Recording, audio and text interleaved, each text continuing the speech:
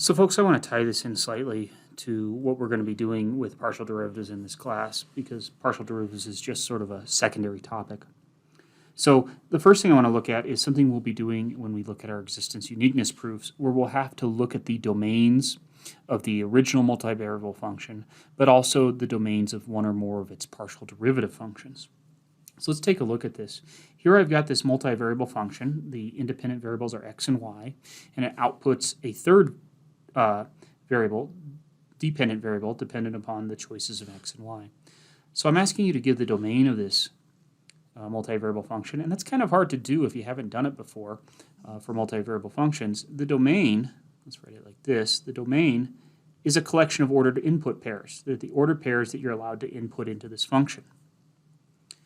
And in this case, based on these operations, we need our x values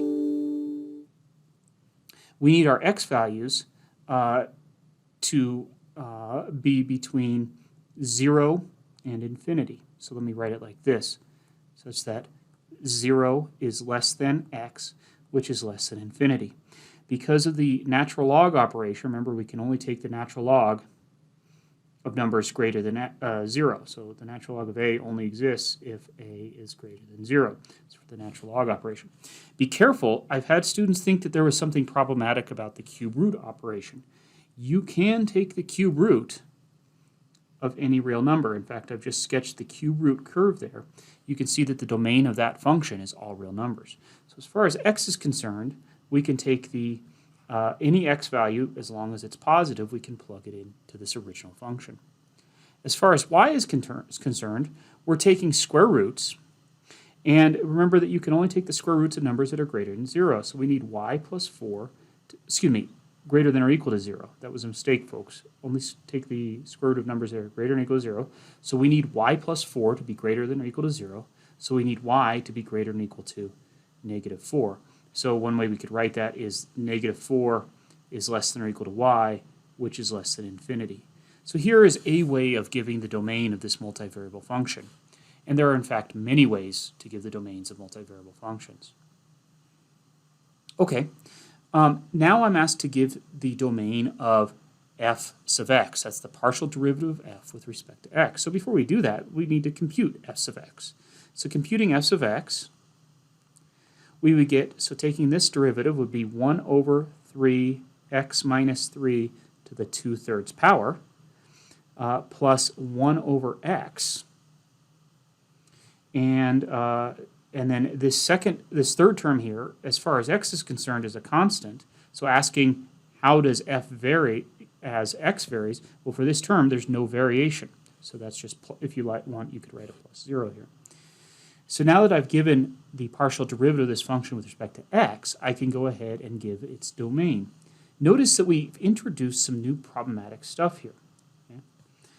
So initially, we were allowed to let x be 3 in the domain of the original function. X could be any value between 0 and infinity. Notice that now x is not allowed to be the number 3. That has been excluded. The other thing to keep in mind is that after I've taken the first partial derivative with respect to x, it may look like, because if somebody just handed you this whole expression, you could plug negative numbers into that expression, but because the domain of the original function excluded negative values, we cannot include that. So if we go to give the domain of this function, the domain would be the domain of partial x would be the set of ordered pairs, x comma y, such that, so now we're going to have 0 is less than x, which is less than 3, or 3 is less than x, which is less than infinity, together with this initial restriction that negative 4 had to be less than or equal to y and less than infinity. So this is the domain of f sub x, the partial derivative of f with respect to x. So let's give the domain of f sub y. So the first thing we'll have to do is we'll have to compute the partial derivative of this with respect to y. And if we do so, I get 1 over 2 times the square root of y plus 4. And then technically there's a baby chain rule there, so I'll put times 1. So there's the partial derivative of this with respect to y.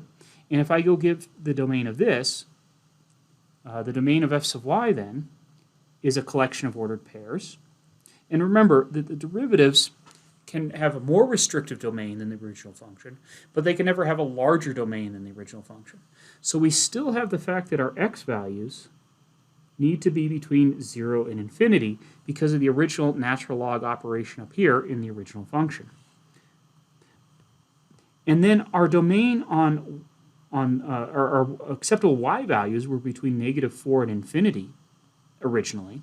But now that we've taken the partial derivative with respect to y, notice that this expression is no longer defined at -4. Careful here, folks. There's nothing wrong with plugging y equals -4 into the original function, but I may not plug y equals -4 into the partial derivative of f with respect to y. And so this would be from -4 is less than y, which is less than infinity. Folks, don't feel bad if you're overwhelmed by this. We're going to get some more practice with this in this upcoming week, but I just wanted to show you how these partial derivative domains were going to come into play when we do our existence uniqueness theorems.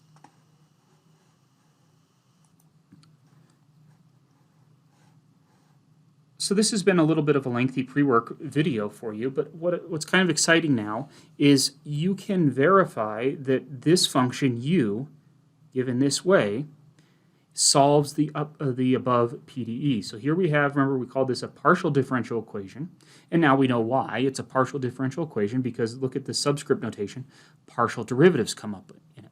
And I want you to verify that this function right here solves this partial differential equation. Well, let's check. In order to plug in values, we're going to have to compute some partial derivatives. So let's compute u sub x, meaning we're going to take the partial derivative of this function with respect to x. So that would be e to the minus y cosine of x minus 3y, and then times, I'm going to put times 1 because there's a little baby chain rule there.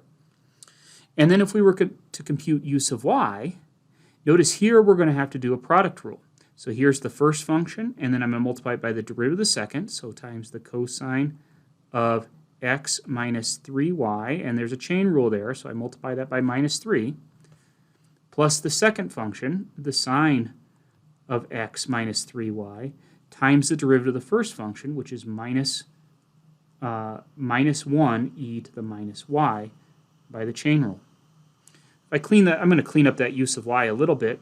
Let's write it as minus 3e to the minus y cosine of x minus 3y minus e to the minus y sine of x minus 3y. Now all we need to do is I'm going to take the original function. I've already underlined it in red here, so I'll plug it in for u right here. I'm going to take u sub x, which I just computed, and plug it in here. And I'm going to take u sub y, which I just computed, and plug it in here. So let's go ahead and do so.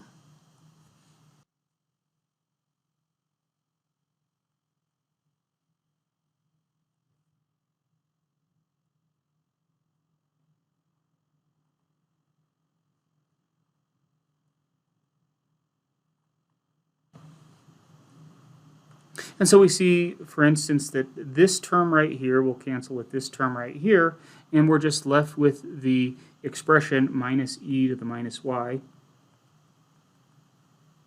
equals the same thing on the other side. And so we have indeed verified that u, this function, this multivariable function, solves this partial differential equation.